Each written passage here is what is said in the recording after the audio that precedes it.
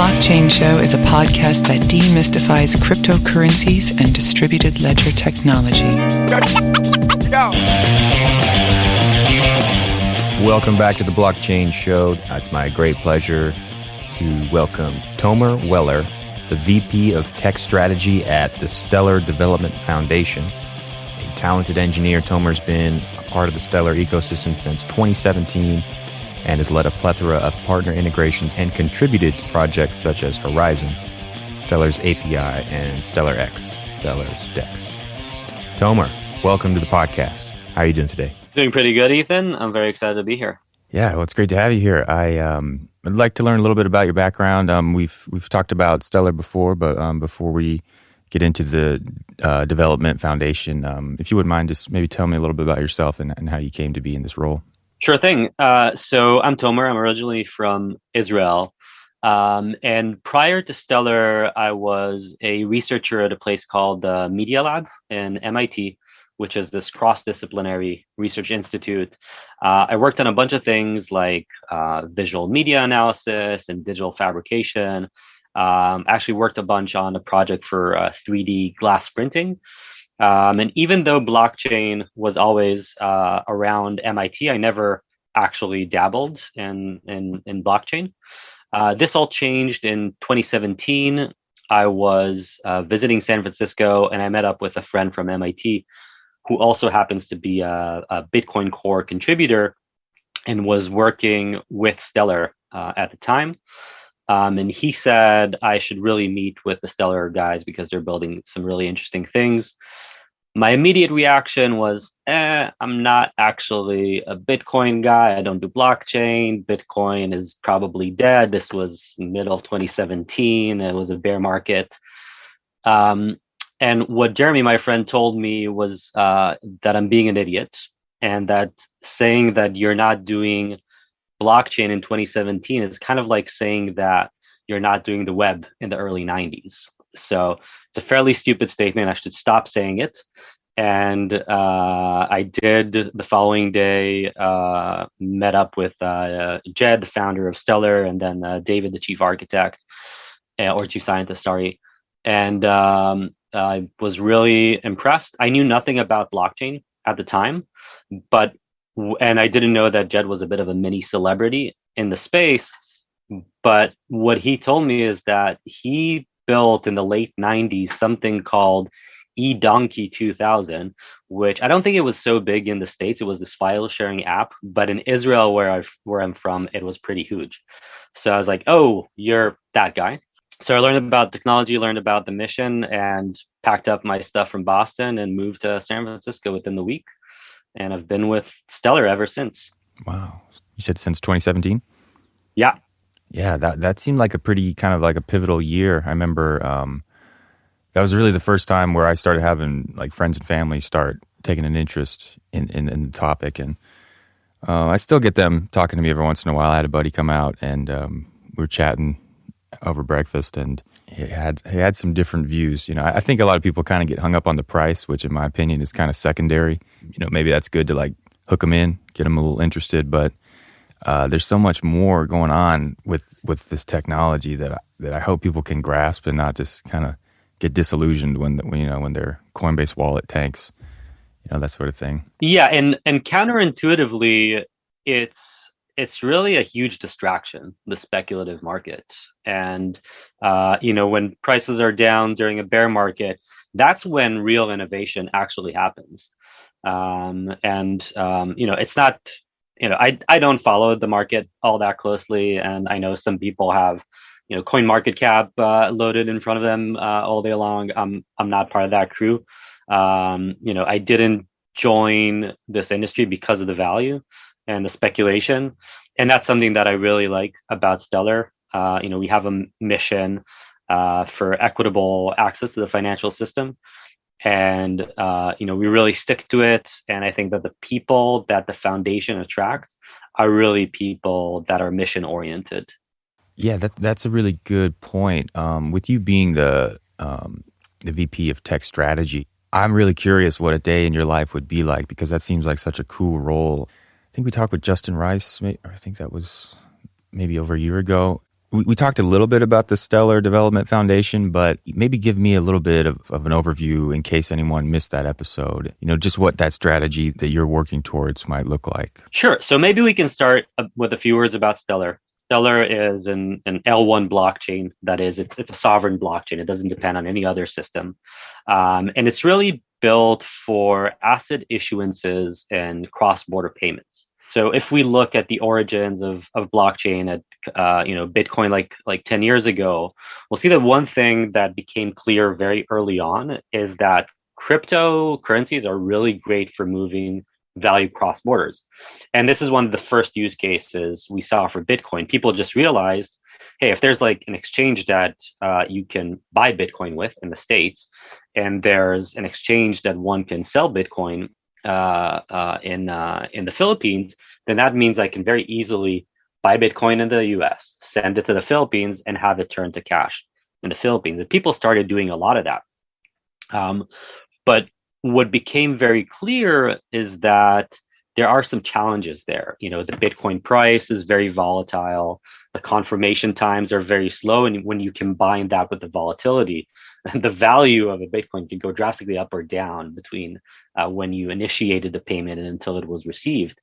Not to mention, compliance and like know your customer rules that weren't that well formed for blockchain at the time. So Stellar is this effort to take all of these great things about Bitcoin for cross-border payments and build a blockchain that is dedicated to that. So Stellar has really fast confirmation times, transactions are really cheap, and a really important thing is that you can issue arbitrary reserve-backed assets on Stellar. Today we call these stable coins. Back then, that name didn't really exist quite yet. So Stellar was really focused on that use case. And the Stellar Development Foundation is the organization that shepherds the development of the protocol. We also work on adopting the protocol. So we work with companies, whether it's financial institutions, cross-border payment agents, people that are using Stellar to move money, and we're helping them get online and work with Stellar. And a lot of my focus in Stellar in the past for almost 5 years has been to build the tools to help companies onboard into Stellar, because a lot of these companies are not necessarily the most crypto native companies in the world. They're more in traditional finances. And Stellar is all about bridging the gap between cutting edge technology and cryptocurrencies and these more classic fintech companies. Yeah, that's very good. A lot of people say that Bitcoin has like failed as a cryptocurrency, or as a currency rather. And yeah, I suppose maybe for people, at least in this country right now. But when you're talking earlier about people sending cross-border payments, it still makes a lot more sense than some of the other options available. But I like how you guys are taking that a step forward. I like how there's the foundation that's really focusing on making that work. Would you say the focus is to sort of be more inclusive, not only with people who might be unbanked, but also integrating some of the existing financial institutions? Are you more trying to, develop, the next generation of people exchanging funds? Sorry for the bad question there. No, that's great. So, we're definitely interested in this idea of becoming a new payment standard in the world. So the world has things like Swift, for example, which we're hearing a lot about recently because of the news. And Swift is like this very closed system for moving money. You need to be a member of Swift, or you need to be a client of someone who's a member of Swift. And we are firm believers in this idea of open participation. So the Stellar protocol is open participation. That's a great thing about these decentralized blockchains, is that anyone can join the system, and you don't need to pay membership fees for anyone. So a lot of the work that we're doing is on, like I said, equitable access. It's making sure that even though the network is open, you still need some guardrails for individuals and for companies to be able to apply, because obviously, if you're a payments company, you're regulated in your country, you need to make sure that you comply with all these regulations. So we make it very easy to do these things, to comply with these regulations. Right. Yeah, that's got to be a huge challenge, especially considering how many different countries and different laws there are. But you brought up a really good point when you're talking about SWIFT. Obviously, with what's going on in Ukraine right now and Russia. I was watching the president talk about some of the sanctions and being able to freeze funds, and I know SWIFT was. I'm not really up on all the details, but it reminded me of an earlier conversation I was having with someone about the truckers in Canada, and there was just a little blip on the news about how the Canadian government was going to basically stop, GoFundMe's, that sort of thing. But then there was also like a little blip about cryptocurrency payments, and that caught my eye because I don't know really what was going on up there, like politically. It's not really my focus, but the concept, like, how do you stop crypto payments to a person or a group? As and I know earlier we were talking in this podcast months ago, we were talking about how can China do that?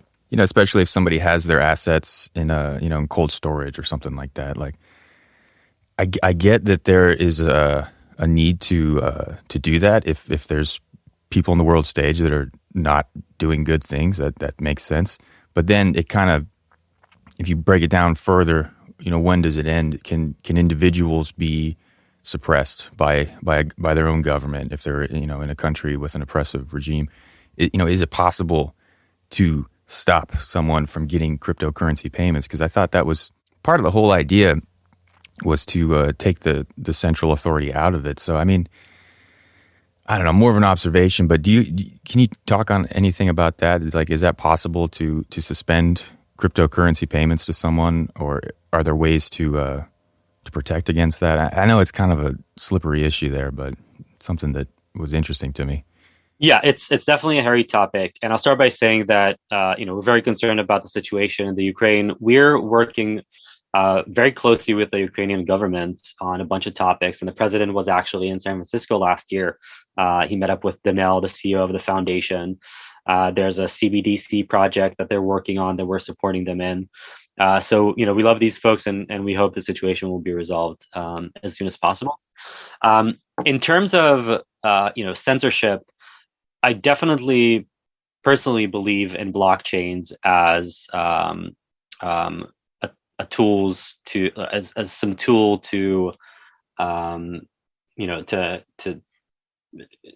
to not enable censorship, right? To be censorship resistant, or censorship resistant tools. With that said, there's this tension between being obeying the law and sanctions and such, and this censorship resistance. And I think that it really boils down to what is infrastructure versus what is service providing. So for example, I firmly believe that the actual foundational layer should be censorship resistant. The ledger itself, making payments between addresses, that should be completely censorship resistant.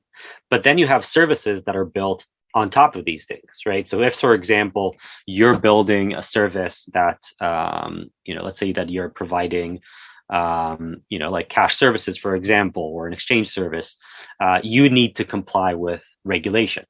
So I understand why governments are telling these centralized exchanges to enforce various sanctions, and they have to comply with the law. And I think that's okay. I'm not a crypto anarchist, and I still believe in the idea of governments. And I think that regulated entities should definitely comply, but the actual technological foundation, that needs to be free for all. The same way that the web is free for all, and you have specific countries and specific ISPs that enforce specific constraints. But at the end of the day, these constraints are not in the core technical infrastructure there at like the edge of the technology stack. Yeah, that makes sense, and I'm glad you said that because that's a good outlook. I'm happy to hear that, and I just want to echo what you said about what's going on in Ukraine. And wish all the best for those people in their struggle. Yep. I will just say the regular disclaimer that I'm not a lawyer, and nothing that I say is actually legal advice. Yeah, well, yeah, me too. It's tough, man, because I mean, it is interesting to see how this is all developing with different governments, different regulatory agencies, and I can only imagine how difficult of a job it is you guys have over there. But I'm glad that you're working on it and not me, because those are some tough questions, man. Tough situations to address. I would imagine, even on individual basis, different countries and that sort of thing. But just simple things like filling out taxes. There's a lot more crypto questions. There's a lot. It's like, why do I have to do all this for like this one exchange I forgot about where I had like 11-cent profit and it takes me like 20 minutes to fill out this form? Not exactly how I imagined it going. It's also good because everybody's got to pay their taxes. Yeah, they do, but I don't want to judge the IRS or anything, but like coming from Israel to the States was really a challenging experience in terms of taxation. I think the amount of time Americans spend on their tax returns is just ridiculous. Yeah, well, we were talking a little bit earlier about exchanges, and I don't remember if we talked about Stellar X yet. Yeah, happy to talk a bit about the Stellar DEX, or what do we call SDEX. So today there are a lot of decentralized exchange projects out there. One of the first ones was the Stellar Decentralized Exchange, which is really baked into the Stellar protocol. And it's part of what I was talking about before, how Stellar was really built for cross-border payments. Part of cross-border payments is facilitating the exchange between things like a US dollar stablecoin and a Philippine peso stablecoin. So we had a DEX early on. Stellar X that you mentioned is one front end to the exchange. So it's just a UI on top of that. We have others like Stellar Term, like Stellar Port, and others. And last year, we actually added a feature to the Stellar protocol, which is AMMs, automatic market makers, or liquidity pools, things that you're familiar with in the Ethereum ecosystem, like Uniswap, Curve, and such.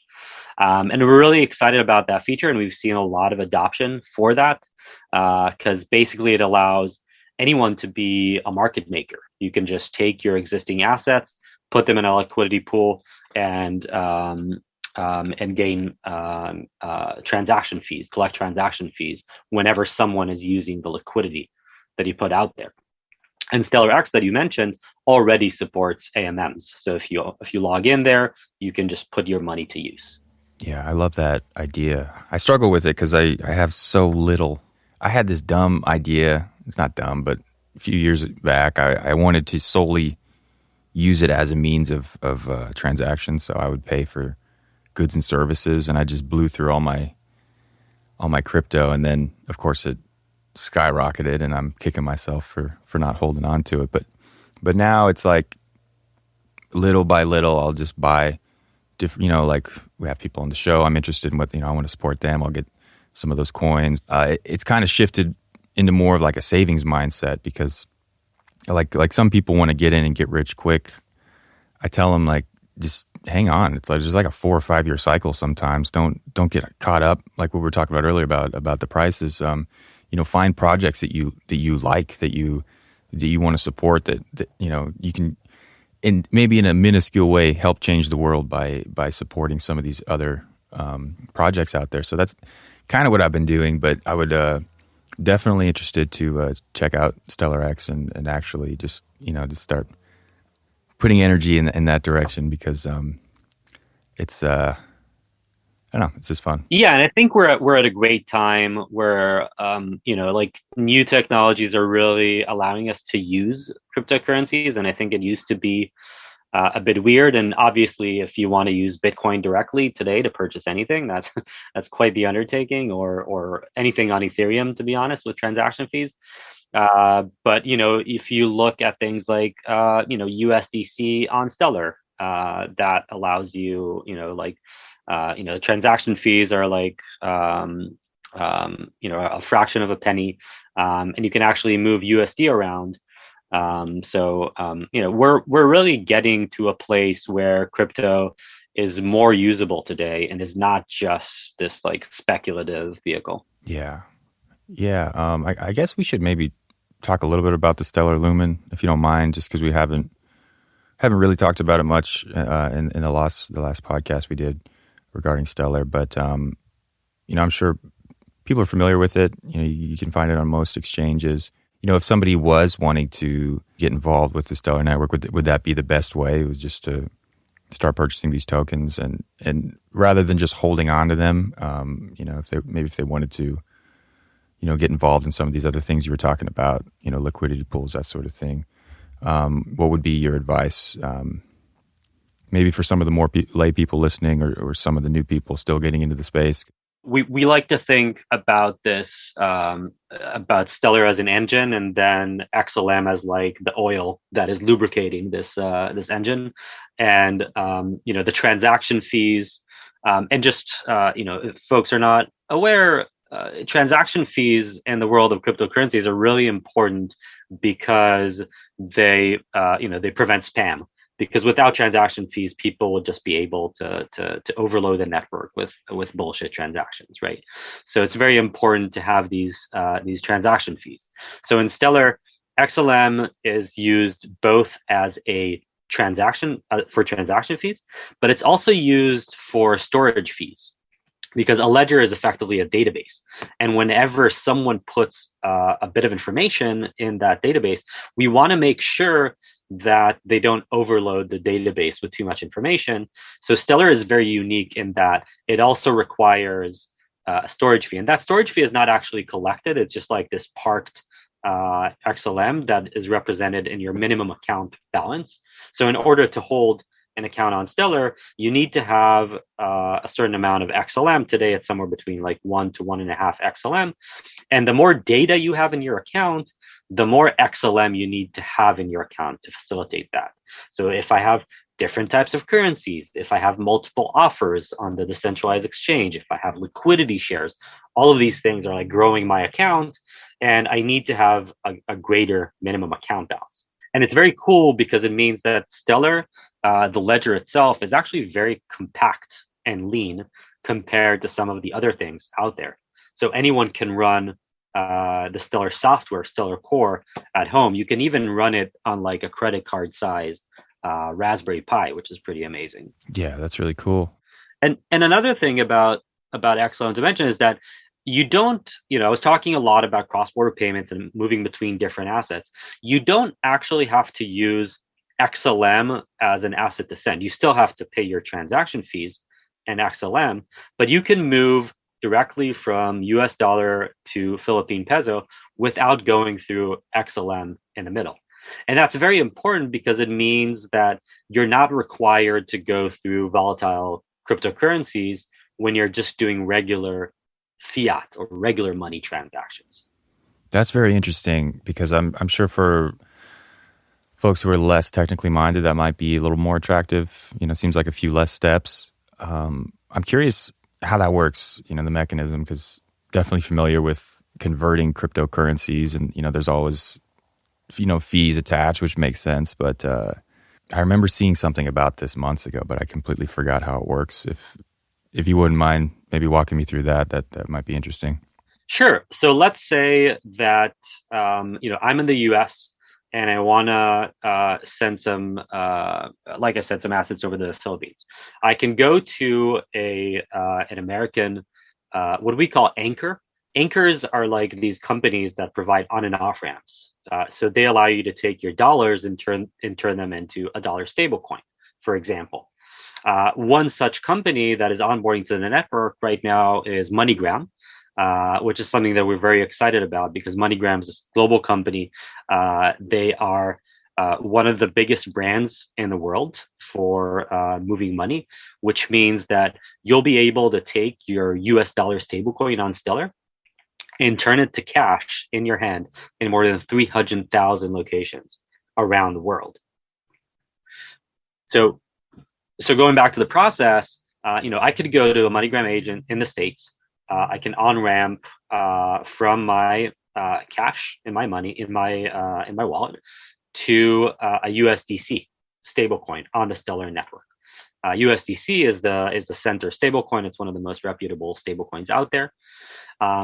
Then I'll be able, through the decentralized exchange, to move from USDC to another asset, let's say PHPT. PHPT is a Philippine peso stablecoin. And then I'll be able to send it to someone in the Philippines that can take that asset and turn that into cash using a digital wallet in the Philippines, for example, or using a cash agent in the Philippines, or using a bank in the Philippines. So I'm able to do all of these things to move from US dollar cash to US dollar stablecoin to PHP stablecoin, PHP cash, all of that without actually touching crypto. So I never actually encounter the volatility of the crypto markets.